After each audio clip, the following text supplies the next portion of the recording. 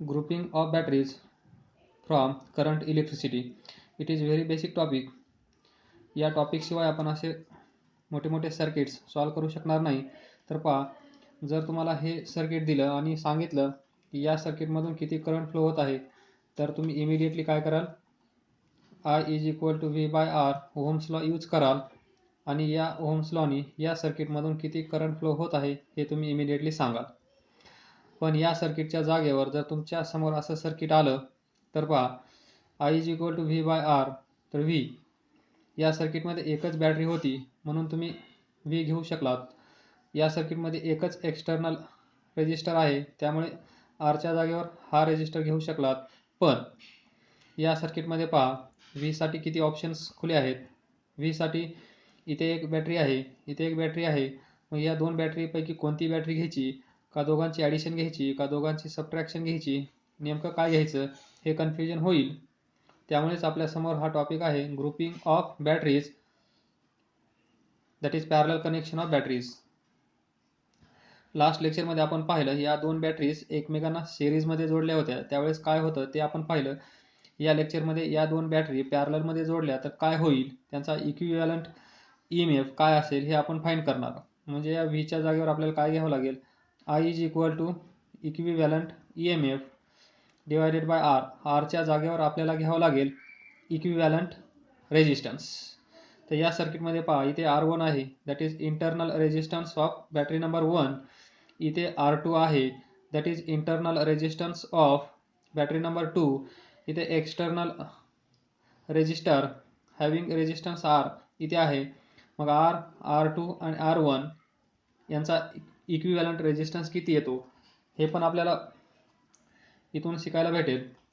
आणि once we get equivalent EMF of batteries and equivalent resistance, then we can find the current flowing through this circuit.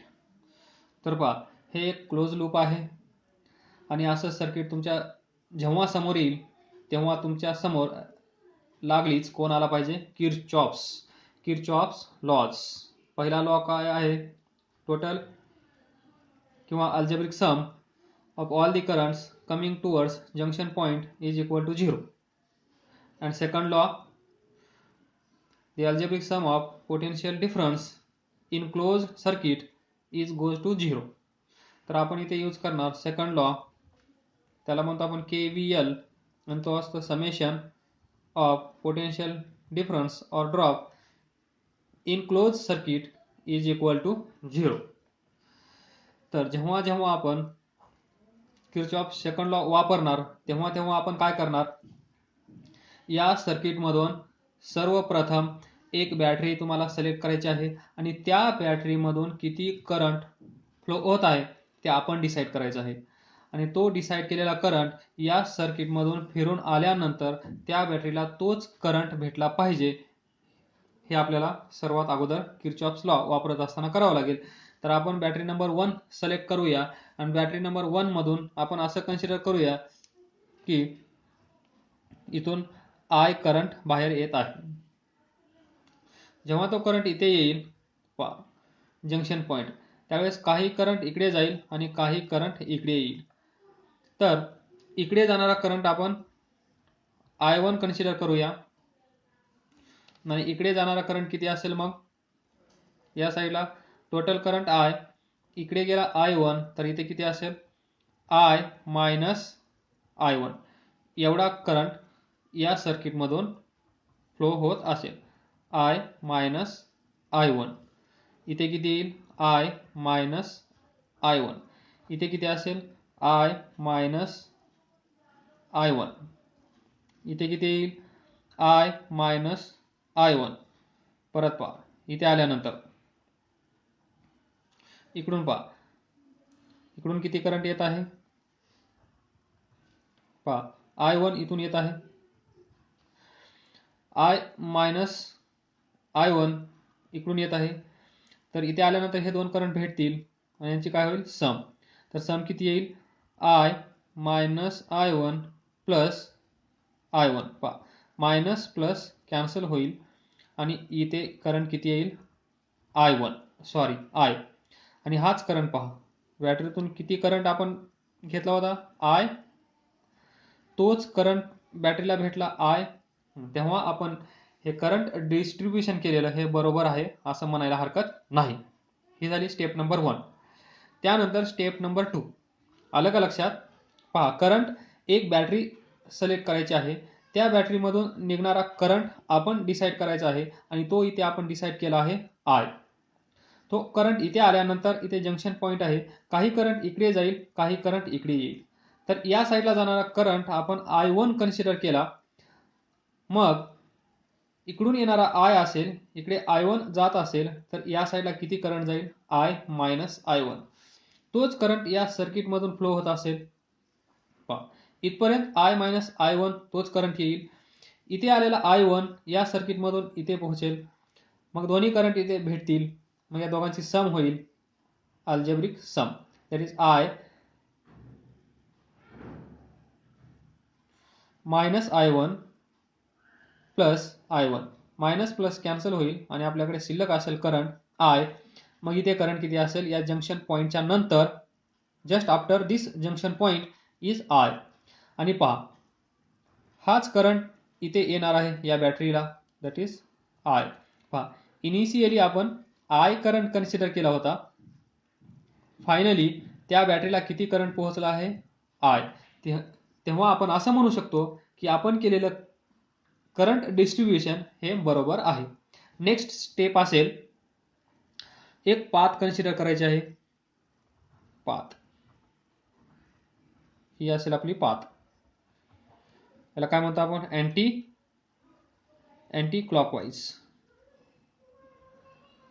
Anti clockwise डायरेक्शनमध्ये आपण या सर्किटमध्ये चालणार आणि कुठे potential drop होतो, कुठे पोटेन्शियल गेन होतं हे आपल्याला भेटेल.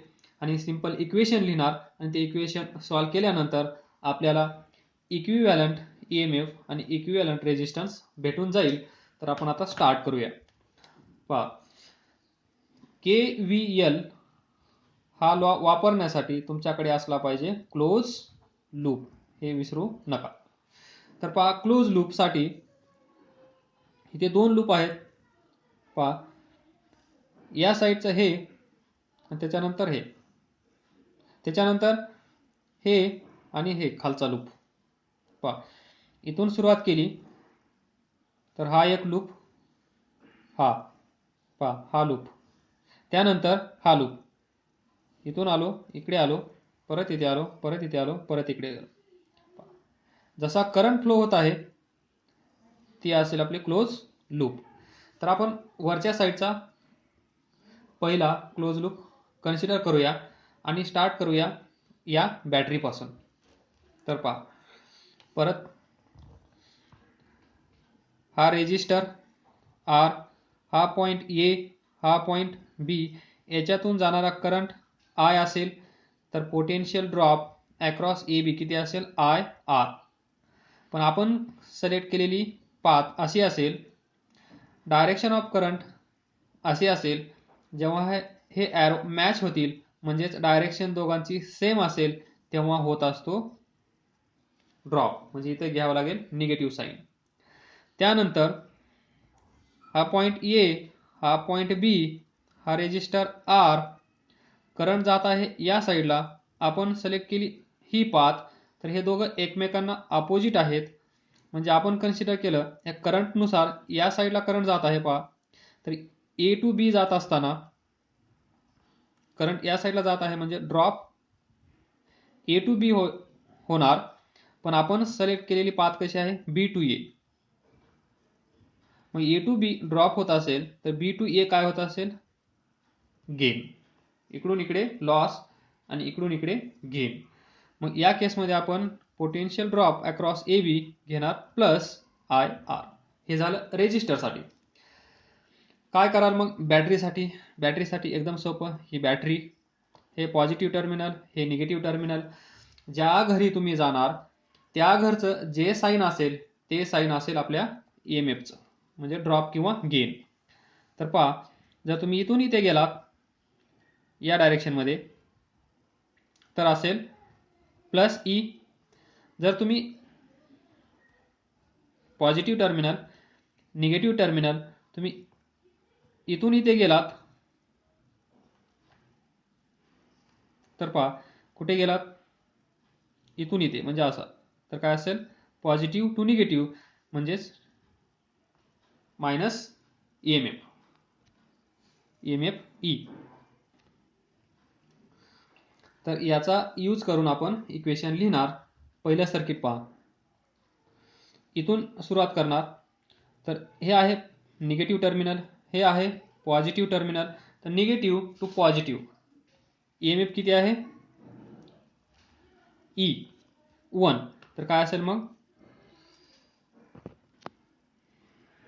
पहा, या बॅटरीसाठी आपली डायरेक्शन पहा अँटी क्लॉकवाईज आहे, म्हणजे आपण असा जाणार इथून, ही पाथ असेल आपली. तर या पाथनुसार आपण निगेटिव्ह टू पॉझिटिव्ह जात आहोत, म्हणजे याचं साईन काय असेल पॉझिटिव्ह. आपण या घरी गेलो तर प्लस E1. त्यानंतर इथून पहा ही पाथ, त्यानंतर इकडे, त्यानंतर इकडे, त्यानंतर इकडे, त्यानंतर इकडे. पहा इथे भेटला आपल्याला रेजिस्टर. तर पहा आपण या डायरेक्शनमध्ये जात आहोत, करंट त्याच डायरेक्शनमध्ये जात आहे, म्हणजे करंटची डायरेक्शन आणि आपण सिलेक्ट केलेली पाथ या दोघांची डायरेक्शन कशी आहे सेम. तर जेव्हा डायरेक्शन सेम असते त्यावेळेस आपण ड्रॉप कन्सिडर करतो. तर पहा according to sign convention we can write minus current किती आहे या रेजिस्टरमधून जाणारा I minus I1 into resistor R.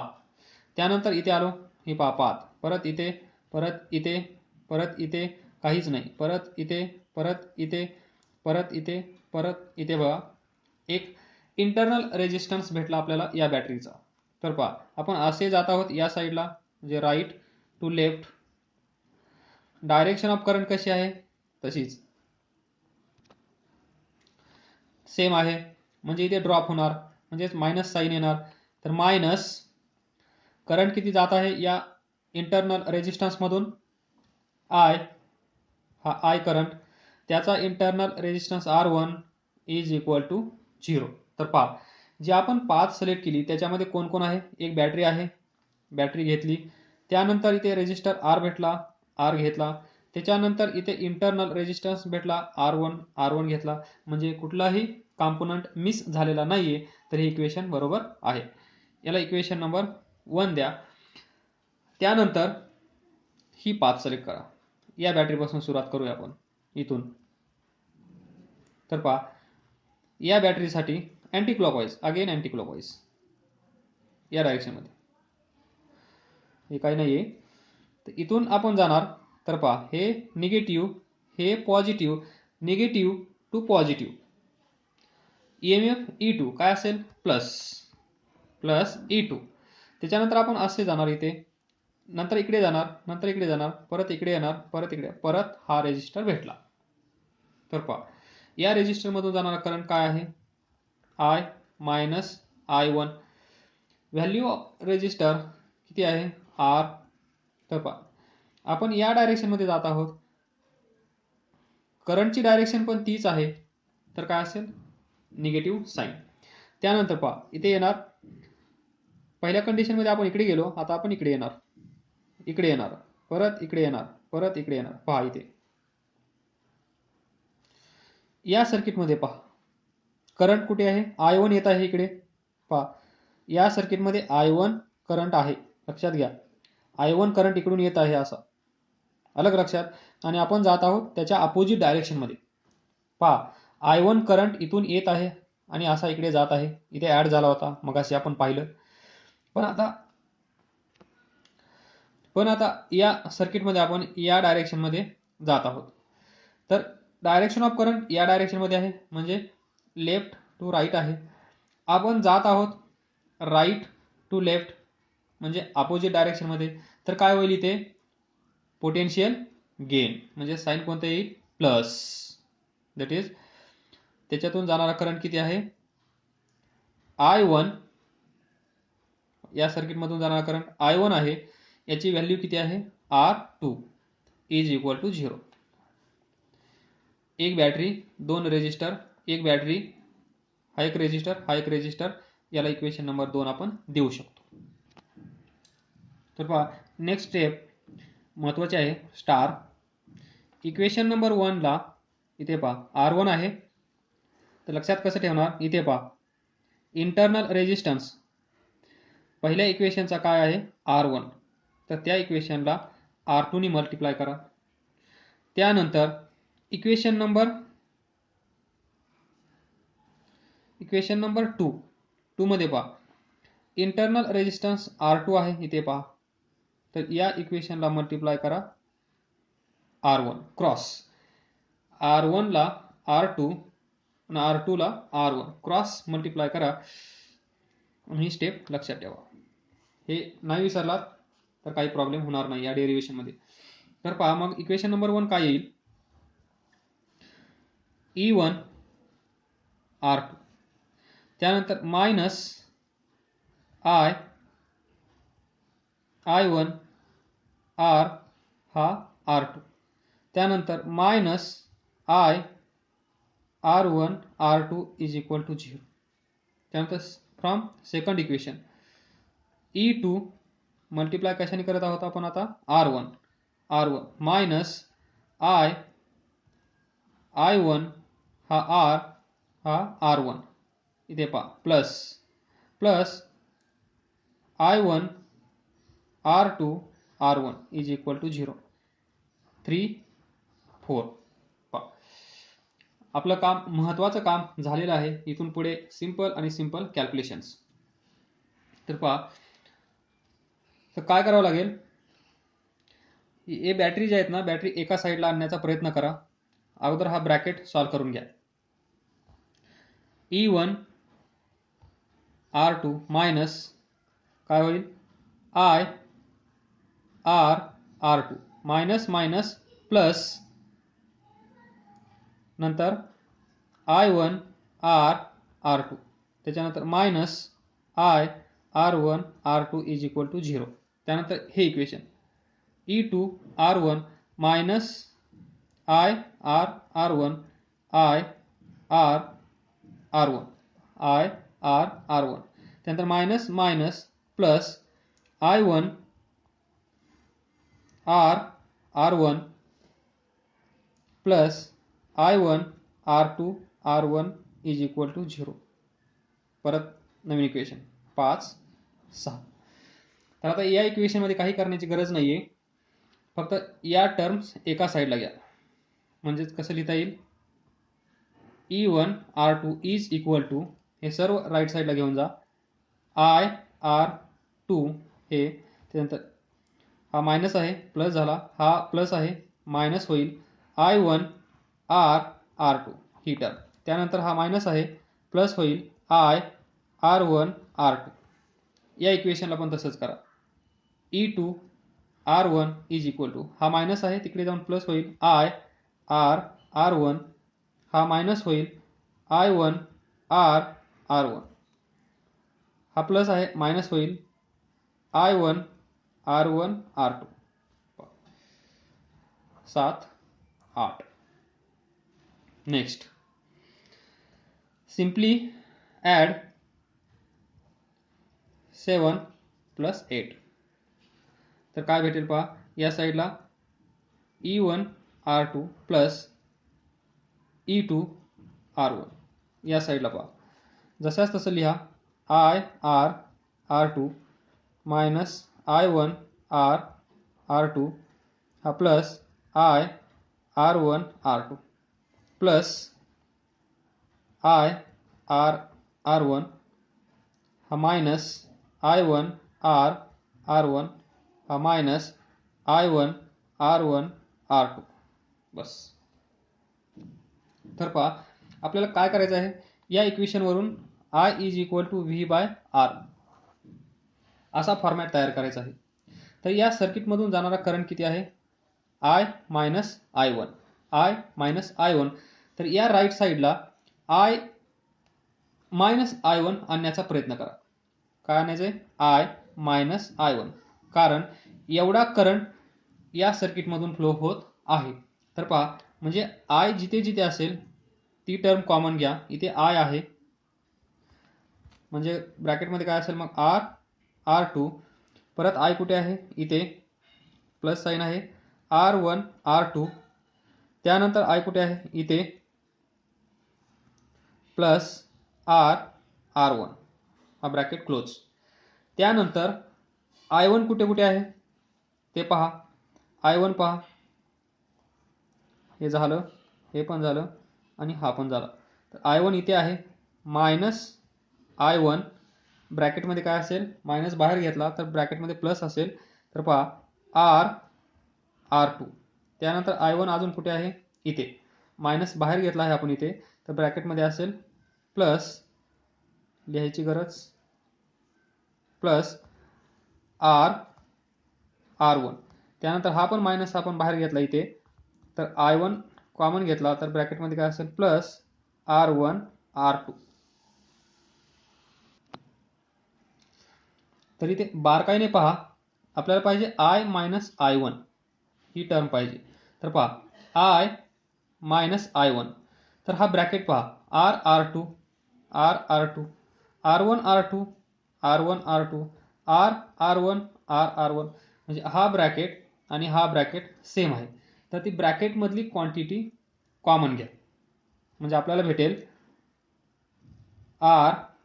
R2 plus R1 R2 plus R1, आणि दुसऱ्या ब्रॅकेटमध्ये भेटेल हा करंट I मायनस हा I1. Bracket as it is, हे ब्रॅकेट जसं तसे कॉमन घ्या, तर तुम्हाला भेटेल I मायनस I1, जे आपल्याला पाहिजे होतं ते. कारण हे लक्षात कसं ठेवाल, कारण या सर्किटमधून एवढा करंट फ्लो होत आहे, तर आपल्याला काय करावं लागेल, I मायनस I1 या इक्वेशनमध्ये कसं तरी काहीही प्रयत्न करून आणावंच लागेल. and thus we get final answer.